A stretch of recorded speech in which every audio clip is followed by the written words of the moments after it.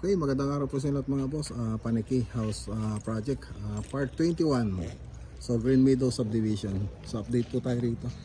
Papakita ko lang yung kabilang side. Ayan. So, malapit-lapit na to mga boss.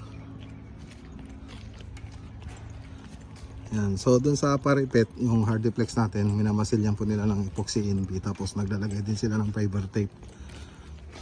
Tapos pagkatapos yan, syempre, mamasilyan na rin po natin yung jointing.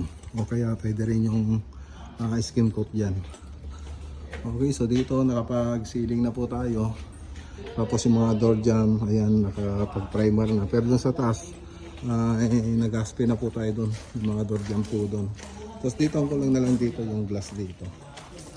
Ayan. Tapos dito, yung polycarbonate, yun na lang po ang kulang dyan. Dito nakakapaglagay na po tayo. So yung ibang polycarbonate dito.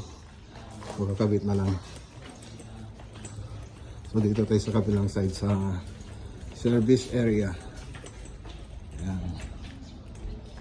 Okay. So pasok naman tayo. So ang kulang na lang dito yung modular cabinet. Tapos siyempre yung final color ng interior natin.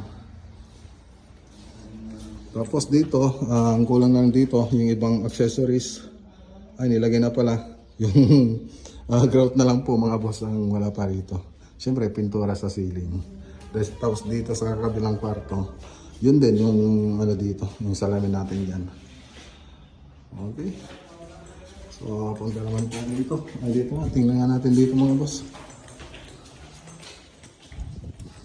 Ayan.